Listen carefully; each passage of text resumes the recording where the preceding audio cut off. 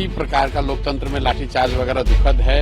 यहाँ पर जो सरकार है नीतीश जी की, इस सरकार का एक कैरेक्टर रहा है, कोई भी आता है लोकतांत्रिक तरीके से अपनी बात रखने तो सरकार लाठीचार्ज को सबसे आसान जरिया मानती है। जो पूरा हल्ला हंगामा हुआ वो नॉर्मलाइजेशन को लेकर हुआ है और मुझे लगता है कि इसके लिए सरकार का दोष इतना ही है कि उन्होंने समय रहते लिखित में उसको क्लियर नहीं किया। सरकार की लापरवाही की वजह से ये सारी परेशानी हुई, क्योंकि सरकार को वो करना ही नहीं था। सरकार अभी क्लैरिफाई कर चुकी है कि हमें नॉर्मलाइज नहीं करना था। सरकार की जो कार्यशैली है, किसी बात को समय रहते क्लियर न करना, कोई आ गया डिमांड करने तो उस पर लाठीचार्ज करना या उससे बातचीत न करना, तो दुखद है, नहीं होना चाहिए। देखिए, पहले तो किसी प्रकार का लोकतंत्र में लाठीचार्ज वगैरह दुखद है, लेकिन यहाँ पर जो सरकार है नीतीश जी की, इस सरकार का एक कैरेक्टर रहा है, कोई भी आता है लोकतांत्रिक तरीके से अपनी बात रखने तो सरकार लाठीचार्ज को सबसे आसान जरिया मानती है।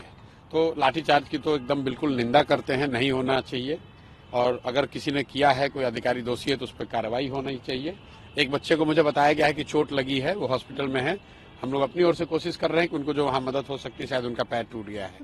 जहाँ तक विषय की बात है, तो जो पूरा हल्ला हंगामा हुआ वो नॉर्मलाइजेशन को लेकर हुआ है और मुझे लगता है कि इसके लिए सरकार का दोष इतना ही है कि उन्होंने समय रहते लिखित में उसको क्लियर नहीं किया। क्योंकि कल तो सरकार ने, अब जब हंगामा होने के बाद बता रहे हैं कि नहीं ऐसी कोई बात नहीं है, एग्जाम एक ही पेपर से होगा या कोई इसमें नॉर्मलाइजेशन की बात नहीं, तो मामला वो खत्म है। तो ये दिखाता है कि सरकार की लापरवाही की वजह से ये सारी परेशानी हुई, क्योंकि सरकार को वो करना ही नहीं था। सरकार अभी क्लैरिफाई कर चुकी है कि हमें नॉर्मलाइज नहीं करना था, नहीं करना है, एग्जाम एक ही शिफ्ट में होगा, एक ही क्वेश्चन पेपर होगा। तो एज सच कोई मामला नहीं है।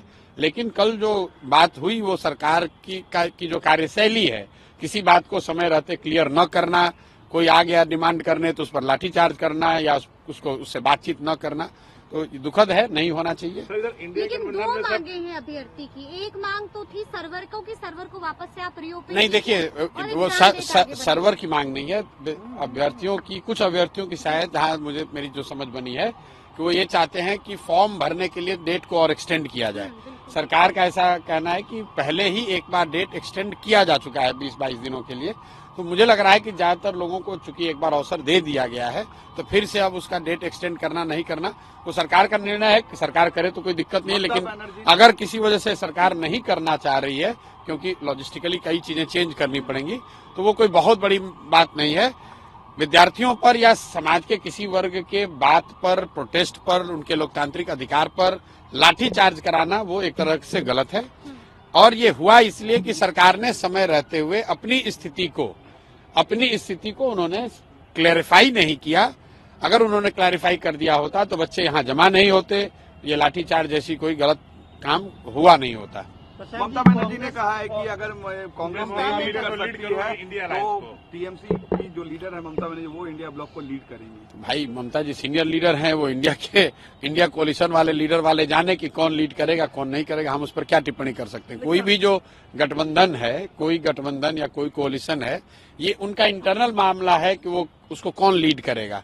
जहां तक हम लोग जानते हैं कि इंडिया अलायंस को कोई एज सच कोई एक व्यक्ति या दल तो कोई लीड कर नहीं रहा था। अभी जब पिछले 1.5-2 बरस से जब से इंडिया अलायंस बना है, उसमें कोई एक व्यक्ति को नियुक्त नहीं किया गया है कि कोई संयोजक के तौर पे। आप लोग तो देखा, नीतीश कुमार उस गठबंधन में थे, संयोजक बनने गए थे, लोगों ने इनको बनाया नहीं तो बेचारे रूठ के फिर वापस चले आए। तो इंडिया गठबंधन का कोई संयोजक अभी तो है नहीं। बाई डिफॉल्ट कांग्रेस चूंकि सबसे बड़ी पार्टी है, तो कांग्रेस के नेतागण उसको चलाते हुए दिखते हैं। तो ममता बनर्जी जी ने अगर मांग रखी है तो इंडिया गठबंधन का मामला है, हम लोग उस पर क्या कह सकते हैं। चाहे समाजवादी पार्टी की बात हो, अडानी वाले प्रोटेस्ट पे पार्लियामेंट में उन्होंने साथ नहीं दिया।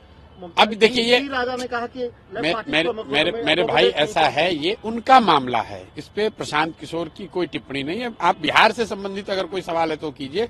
वो इंडिया गठबंधन में कौन किसके साथ है, कौन लीड करेगा नहीं करेगा, पार्लियामेंट्री फ्लोर पे उनका कोऑर्डिनेशन और लैक ऑफ इट का जो मामला है, उसमें हमारी कोई टिप्पणी नहीं। ममता बनर्जी नीतीश कुमार को फिर लाने में कामयाब हो पाएंगी क्या? भैया ये जाके, अरे भैया, नीतीश कुमार खुद नहीं जानते हैं कहाँ रहना है, ममता बनर्जी उनको क्या लायक है। महाराष्ट्र में लैंडस्लाइड विक्ट्री हुई है, एनडीए की कैसे देखते हैं इस फैसले को, जैसा मैंडेट मिला है महाराष्ट्र में? भाई हरियाणा और महाराष्ट्र ये दिखाता है कि जो लोग भी विपक्ष की राजनीति कर रहे हैं, जो भाजपा को हराना चाहते हैं, उनको लंबी और कड़ी मेहनत करने की जरूरत है।